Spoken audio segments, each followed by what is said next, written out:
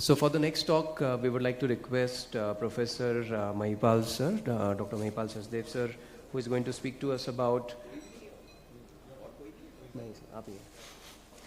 So, sir is going to speak to us about one of the recent advancements that we all know, that from corneal refractive surgery, as we have discussed from the era of PRK, we have gone to LASIK, femto LASIK. Then now we have come to lenticular procedures, and there's different options that we have in lenticular procedures today.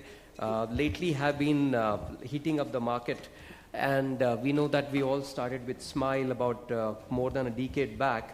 And that time, I think the only technology for almost a decade was the SMILE, which is the small incision lenticle extraction. But now we have three other options which are available, and one of the promising options is Silk from the J&J. All these procedures are now bracketed together under the acronym of KLEX. So basically, these are all lenticular-based refractive surgeries. And we are going to see how the Silk platform works from one of the pioneers of this Silk platform, Dr. Mahipal sir. He's going to share with us his initial experience also and the technology in itself. Thank you very much, Vardhan. Isko kar do yaar. Yeah, thanks. So I'll be talking about the new platform, that is the Silk, and our experience with certain long-term outcomes.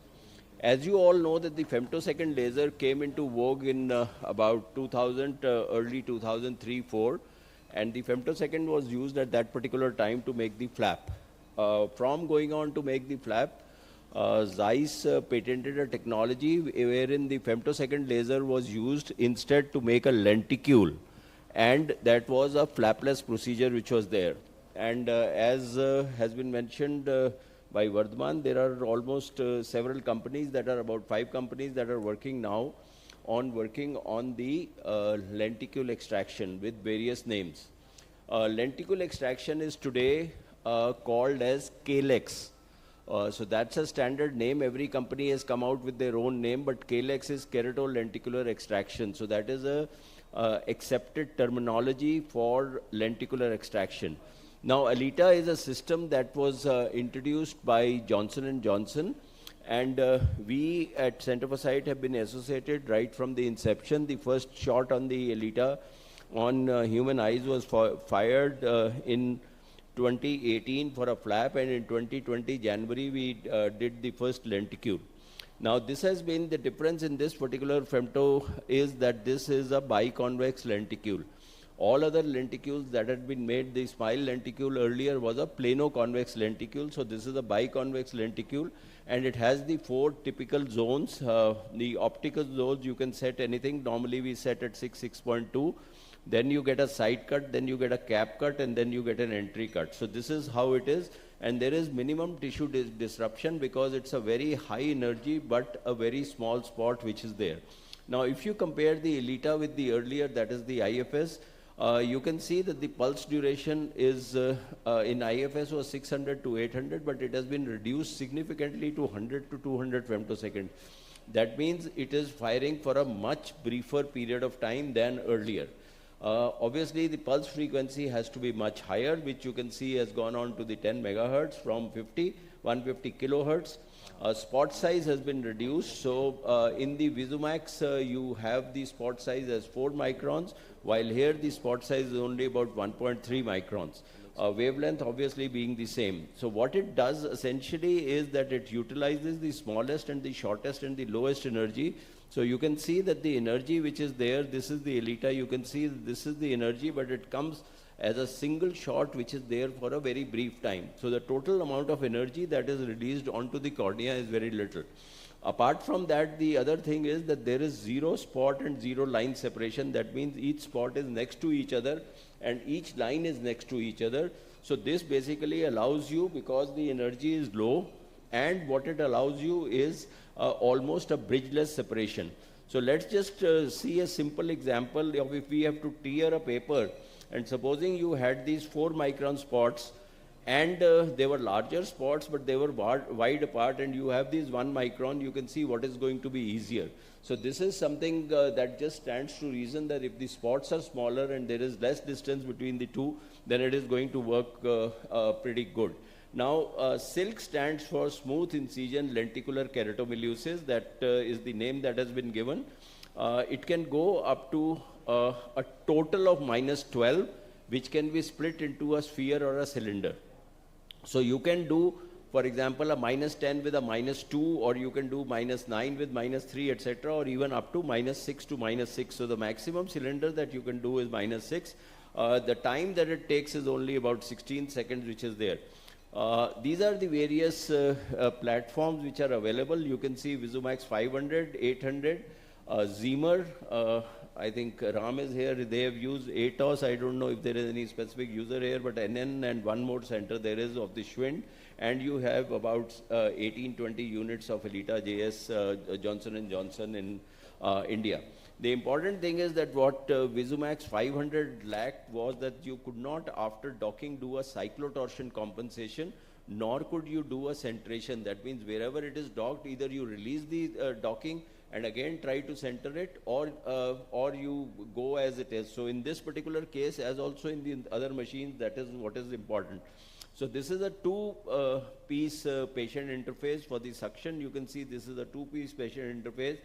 And we mark the cornea beforehand. You can see this is the mark of the cornea which is there. The suction ring is placed. The suction comes from the machine, which is computer controlled. It isn't earlier, those who have used the intralayers, it was with a syringe, but here it is computer controlled. You bring it onto the green zone, and then you open it, and the whole thing opens up, and you have to, this is a 10 millimeter applanation. So tomorrow when the hyperopic thing comes, and just watch here, you can see this is, you can change the centration and you can change the cyclotorsion. So this is important. So what I was saying is, because the applanation is 10 millimeter, therefore there won't be a problem in doing a hyperopic correction where you need a larger optic zone, or so that is where the advantage is.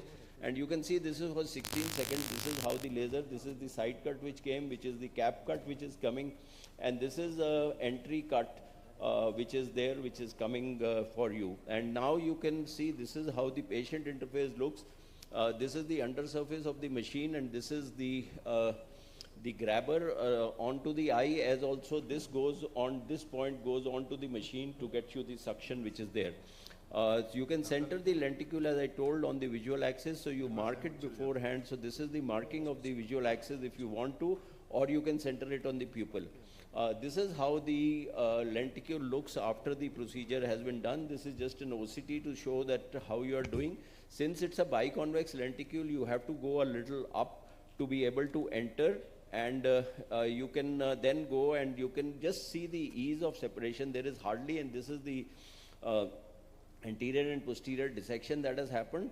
So all that I am going to show you is that it is really a piece of cake. You can see this, there is hardly any dissection that is required. So because it is contiguous to each other, these spots, and you can have a very easy dissection. We showed it also in the deferred live surgery. This is going on to the undersurface. You can see the undersurface also gets separated pretty well, and then you can pull out the lenticule pretty easily.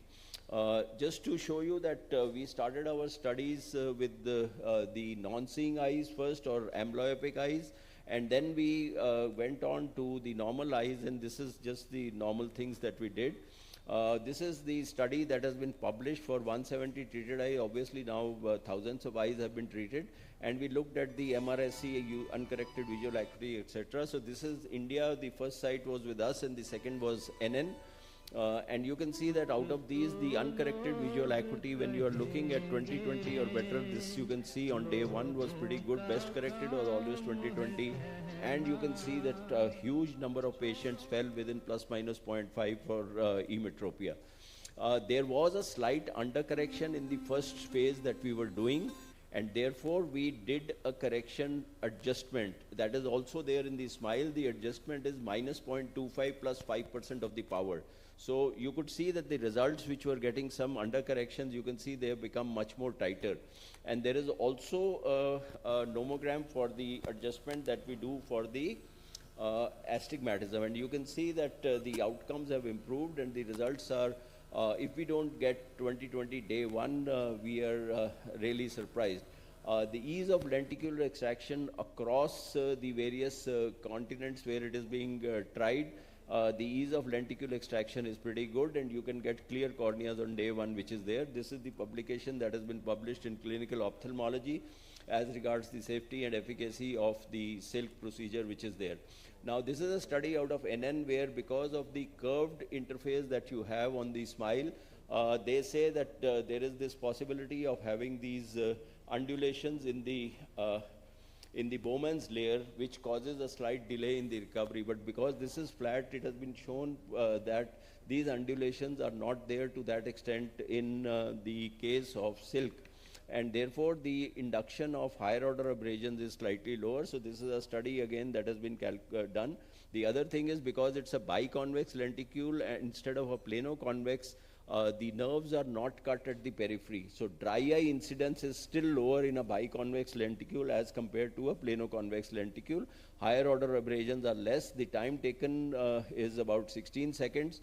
The new Visumax Pro, I think it is down to about 12-13 seconds. So that is the fastest laser as regards the time. This is the second fastest which is there. The rest are all taking a little longer than it is there. So this is the abrasion profile that is there. And this is actually, now we have from Center for Sight, we have 4 of these units with us. And according to us, it lives up to the name of silk. The problem today is that you cannot do an enhancement if you lose the suction, but because the suction is very tight, you hardly lose any suction because it's a biconvex lenticule. You cannot cut like you could in a plano-convex. On a refractive lenticule, you cannot actually go back and cut at the same time. So that is the only thing. We still don't have hyperopia. And retreatment, if we have to do, we have to do a surface ablation. But as of now, till date from 2020 till now, I have retreated only 3 eyes that I have treated, and I have done the epi. So overall, the results are pretty good. And there are minor or no tissue adhesions. All cases have a complete lenticule removal. Again, lenticule removal is complete because the only thing is you have to keep the surface of the cornea moist so that you don't have any dark spots. And you can easily get a total identification and removal of the lenticule. And corneal biomicroscopy, as I showed in the picture, was unremarkable in day one. Fast visual recovery, accurate refractive correction, and tight outcomes and tight standard deviation with great patient satisfaction. So that is our experience. It is commercially available now. And the next steps would be that it is, we are working on having a single piece patient interface. Just now, having a 2-piece patient interface, actually you need wider eyes, so that takes a little more space, but single piece interface is something we are trying. And I think from the first quarter of 25, we will be working on giving a line separation, first a spot separation between the spots, because if you give the spots some place to expand, the quantum of energy can be reduced further. So this is all that I wish to say, that and hyperopic corrections have been done in the lab. I have myself personally removed a hyperopic lenticule, and let us hope that that also comes to fruition. So according to me, I think the lenticule extraction is the call of the day, and that is what is taking shape by various machines. So the tips I would say for the newcomer is that you need to have a good centration of the suction ring. You should hold it well. No hissing sound, etc., to see that the suction is being lost. You need to center it. You can do a cyclotorsion. Type of patient, chin, etc., knows something. You can be good about it. Instruments have to be proper, and you have to identify the planes that is there. So this is the new generational leap, I would say, in corneal refractive surgery with exceptional precision and accuracy and highly accurate flap. It does not come with a own microscope. You can use any microscope in this particular machine which is there, and the bed you can use anyone. So that's all that I wish to say. Thank you very much for your kind attention. Thank you.